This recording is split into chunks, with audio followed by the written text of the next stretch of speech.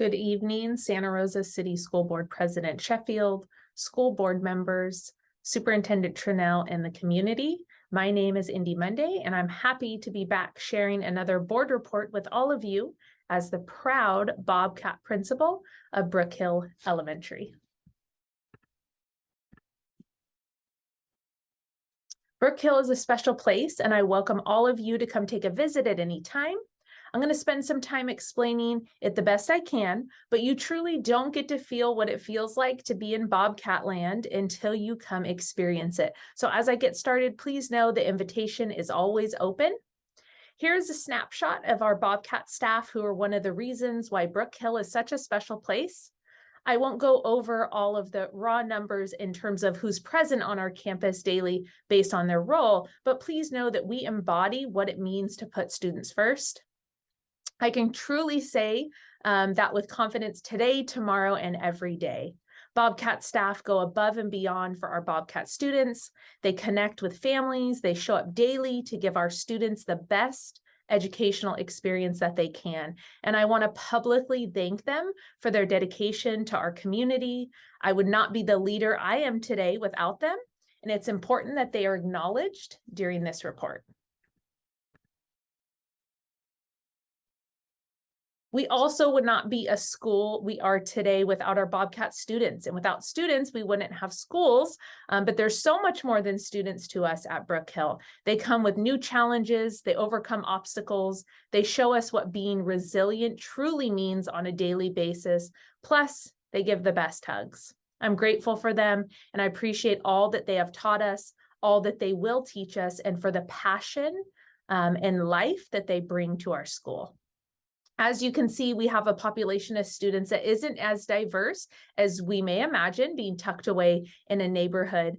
We also recognize that we do serve students who come from homes that are socioeconomically disadvantaged. And I often like to say that we are a proud Title I school. We also serve many English language learners, which is something that we take seriously at Brook Hill as well. We know that academic language and English language development is an area of focus for our students. And all other demographic data for Brook Hill is listed on the slide for you to review. We have three overarching SIPSA goals. Our SIPSA, or School Plan for Student Achievement, is an important guiding document for us at Brook Hill. We use it to not only make decisions within our school site council team, but it helps guide us in our focus areas to ensure that our school is successful. Our three goals are listed here. Our first goal is focused on academic growth, and especially within language arts, writing, and mathematics. Our second goal is focused on absenteeism and tardiness, which we know is then coupled with student and family engagement. Our third and final goal is on ensuring our staff is provided with the professional development and that training that they need to then serve our students, focus on these growth areas based on the data, which I will go into next. One important piece to mention when discussing these three goals is that they truly do morph together to create the perfect combination of focus areas that we work on at Brook Hill. We know that academic growth and proficiency is at the core of our work, but we also know that without engaging our audience, which is our parents and students, and without providing that support to our entire community, which includes our teachers and staff, then we won't get there.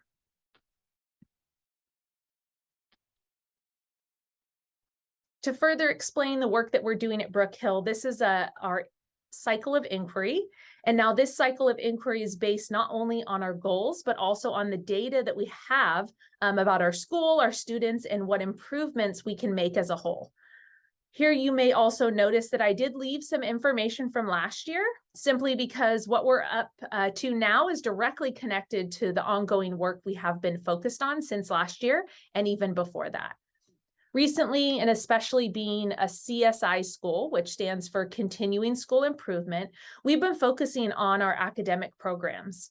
We want to ensure that our students were learning in the core areas, such as foundational skills and magnet standards in English language arts, which has made this has made one of our focuses this year. And you may recall me talking about this last year with our goals around this.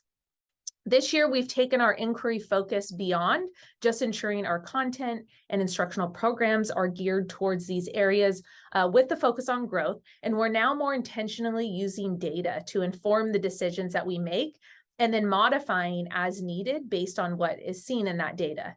And this may look like inquiry-based conversations during staff meeting time, which is now more intentional. Especially in our primary grades, we have our Walk to Read program, which is instruction at students level, where our TOSA and site-based reading teacher are in the mix, and providing that tier 2 support for students. This work is not just beginning this year. We have amazing systems that are set up to ensure that our teams are looking at data often, using what's shown, and then making decisions. And this is something that we have done in the past, but with our previous work within the CSI teams focused on language arts especially, and I'm excited to elaborate on this work this year. Now that we know our SIPSA goals, which guide us, and then our cycle of inquiry based on our needs as a site, we have quite a bit of data to review. This here is language arts and math assessment data from the winter of last year and the spring of last year. And the reason why I'm showing this data as part of my report is to show the growth that we saw in some areas based on the work that we started in prior years related to academic proficiency in our instructional programs. And as you can see, our students did make growth in all of the subtests within both ELA and math. And you can read each of the subtests by seeing the winter score first and then the spring score second. And on the bottom, that's showed with a number 2, meaning that it was the second test in this data set. We can see here within these graphs that students did make growth, as I mentioned, which is so great to see, especially when considering the impact that outside factors have had on our community, such as fires, closures, and the pandemic. And how that's impacted our students' academic growth. In continuing to focus on improvement, growth, and moving forward, we have 3 site-specific initiatives which were a focus at Brook Hill this year. We're continuing to support our students as we prepare them to be life-ready learners. What this means for this year is that we're strengthening our academic programs, as mentioned, ensuring that we have intentional look at data and make changes or modifications with these needs in mind, all in preparing students to continue their educational journey and into the workforce prepared for their futures. We're also focusing this year on family engagement coupled with community partnerships. We've realized how important it is to ensure that our parents are engaged in their students' learning. So we're intentionally including them in the process. We're encouraging them to be an active participant in our school and providing them with the resources that they may need to support their students. And this is through strong homeschool communication or outreach from our staff, especially our family engagement facilitators. This is through strong committees where parents are present, such as PFO, ELAC, and school site council teams, and generally just including parents in their students' life at school. Lastly, we're focusing a bit on equity and the Equity and Excellence Initiative. And this goal goes hand in hand with the other 2 already mentioned, because we want to ensure that we're breaking down those barriers, which we know are there because of the demographics of our school site. We're being more conscious of these realities than making an effort to support our students and their families, regardless of their home life situation, to show that barriers can be broken down. We can offer support regardless of what's going on at home, and then we can see growth in their abilities despite these realities. As mentioned, parent and community engagement is one of our areas of focus, and here we have some of our stakeholder engagement efforts, which we know have a positive impact on our school and our students. Parents are encouraged to stay engaged with our school through Parent Square, our bi-monthly online newsletter, the Bobcat Buzz, and also through our amazing bilingual staff. We get feedback from our stakeholders through surveys district-wide, such as the Panorama Survey and the Youth Truth Survey. And then we use information and feedback that we receive to learn more about our stakeholders and what needs they have. Lastly, we're working more extensively in getting our parents more involved and engaged in aspects of our school, such as our PFO, ELAC, and school site council. We encourage them to come volunteer during community events, and we're doing the same thing with community partnerships that we're trying to build this year.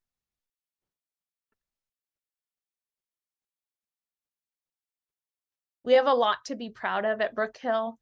We've grown so much as a school, and it's taken the effort of all stakeholders to make these improvements and changes. And I've been so excited for what is to come this year. But we also do have some big overarching areas of growth to focus on as well. We're continuing to focus on ensuring our staff is trained in all areas and supported in whatever way is needed. We know that fully trained and qualified staff is what's needed to ensure our students are getting what they need to do their best. We also know now that strong instructional programs must be coupled with intentional and frequent data analysis, which I've talked extensively about. So that is an area of growth for us to continue that. And also already mentioned is our focus on family engagement and building those partnerships with the outside community, all with a goal of increasing engagement as a whole across our site for our students. Here are some celebrations that stick out in my mind that I feel like are worth mentioning. We have strong academic programs coming out of our cycle of inquiry work, which is great to see. This includes increased training, more collaboration, and intentional data review. Although this is an area of growth as well, I do feel like that it's also an area of strength for us, since we've made huge strides in these areas while also needing some more improvement.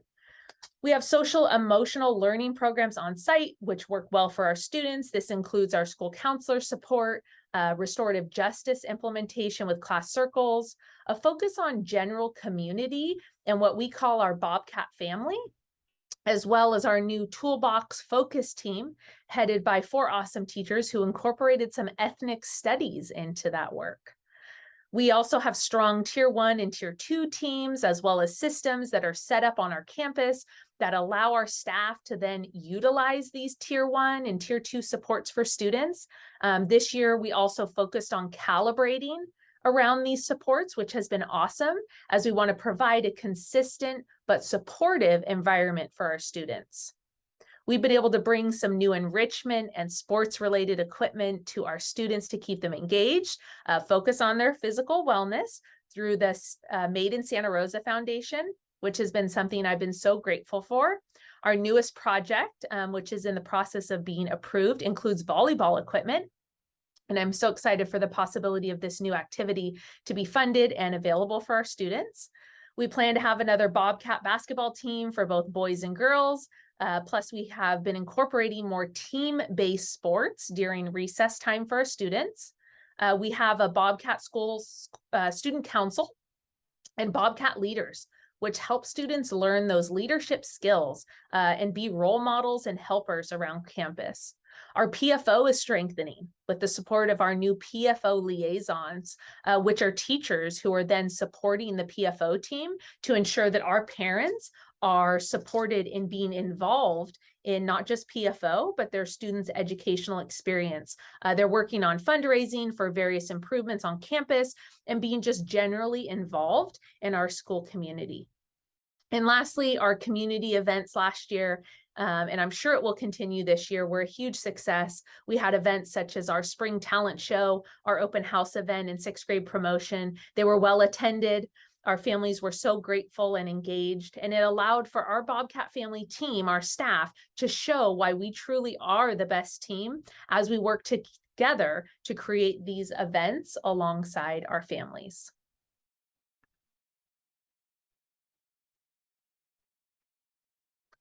As I'm sure you can see now, we have a lot going on at Brook Hill.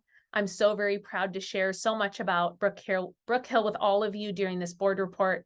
I hope you take my offer seriously and consider coming on over to Brook Hill one day to see us in action so you can truly feel what it feels like to be in Bobcat land. Thank you for the opportunity to share tonight, and please reach out via email if you have any questions.